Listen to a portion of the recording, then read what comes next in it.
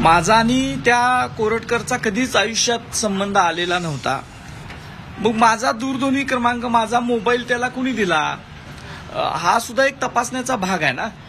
मग तो कुणी दिला, त्याच्या मोबाईल मधले जे काही कम्युनिकेशन्स आहेत ते तपासायला आतापर्यंत पाहिजे होते। महिनाभर झालं हे होत नाहीये, त्यामुळे एक थोडीशी पहिल्यांदा जी माझी आशा होती ती जराशी आता कमी कमी होत चाललेली आहे। त्याला धरून एक प्रश्न, त्यावेळी असीम सरोदे सर असं देखील म्हणाले होते की अंतरिम जामिनासाठी ज्या पद्धतीनं अर्ज केला गेला तो एका वरिष्ठ पोलीस अधिकाऱ्याच्या सांगण्यानं मार्गदर्शन त्यांचं घेतलं। ते असीम सरोदे सरांनाच विचारलं पाहिजे की नेमकं त्यांच्याकडे त्याच्या संदर्भात काय माहिती आहे। मला काय त्याच्या संदर्भात त्यांनी माहिती ती दिलेली नाही, पण ते समाज माध्यमावर बोललेत म्हणजे त्यांच्याकडे ठोस माहिती असणार, योग्य वेळी ते समाजासमोर सुद्धा आणतील। आता तो दुबईला गेल्याच्या चर्चा सुरू झाल्यात काही, आता त्यानंतर तुमच्या पोलिसांशी बोलणं झालं का? पोलिसांचं काय म्हणणं आहे या दाव्यावर, तो गेला आहे दुबईला किंवा काय?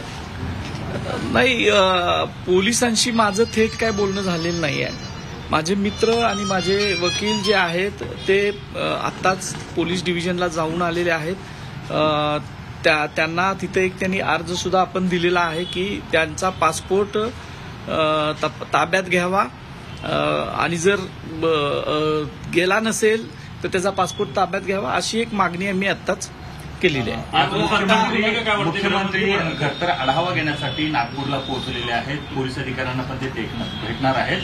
त्यांना तुम्ही काय विनंती कराल? कारण पोलीस अधिकाऱ्यांशी संपर्क साधून, कारण कोरटकर ह्याच्यामध्येच नागपूरमध्येच होता, मग त्या संदर्भात सुद्धा मुख्यमंत्र्यांनी आढावा घ्यावा अशा प्रकारची मागणी आपली असणार आहे। खरं तर मुख्यमंत्री गृहमंत्री सुद्धा आहेत आणि त्यांनी या संदर्भात हा विषय अत्यंत चिल्लर आहे वगैरे असं न समजता गांभीर्यानं घेण्याची गरज आहे। कारण हा विषय फक्त एका इंद्रजित सावंताला धमकी दिली, शिवेगाळी केली असा नाही आहे, तर शिवाजी महाराजांच्या भावना एखाद्या व्यक्तीच्या महाराष्ट्रात राहणाऱ्या, त्या सुद्धा त्यांच्या स्वतःच्या नागपूरमध्ये राहणाऱ्यांच्या का आहेत हे बघितलं पाहिजे।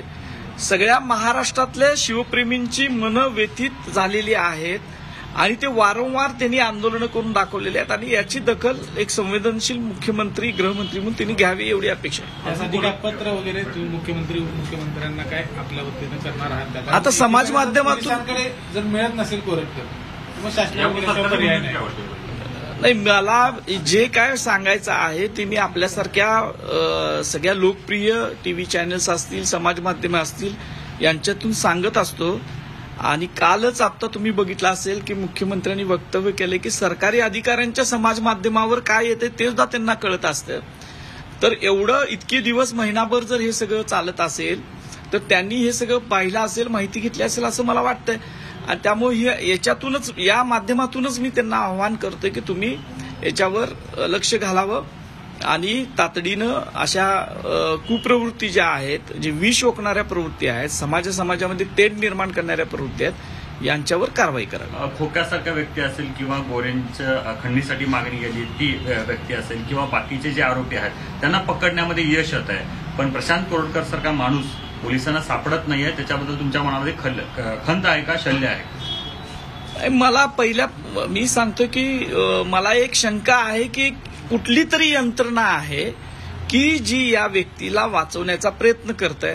आता ती यंत्रणा कुठली आहे हा माझ्यासारखा सामान्य माणूस सांगू शकत नाही, पण एक शंका माझ्या मनात आहे की कुठली तरी यंत्रणा आहे की जी प्रशांत कोरटकरला वाचवण्याचा प्रयत्न करते आणि म्हणून त्याला अजूनपर्यंत अटक होत नाही। नागपूर दंगलीचा आधार घेऊन कोरटकर पसार झाला अशी चर्चा सुरू झाली, तो कसा पसार झाला, कधी पसार झाला का नाही, या सगळा तपास पोलिसांनी करायला पाहिजे असं मला वाटतं।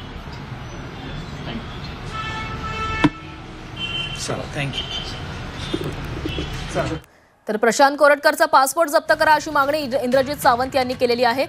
प्रशांत कोरटकरकडे आपला नंबर कसा गेला याची देखील चौकशी करण्याची गरज असल्याचं इंद्रजित सावंत यांनी म्हटलेलं आहे। शिवरायांचा अवमान करणाऱ्यांना सोडू नका असं देखील इंद्रजित सावंत यांचं म्हणणं आहे। तर प्रशांत कोरटकर हा दुबईला पळून गेल्याची माहिती मिळते आणि याच संदर्भात त्यांनी त्याचा पासपोर्ट जप्त करण्याची मागणी केली आहे।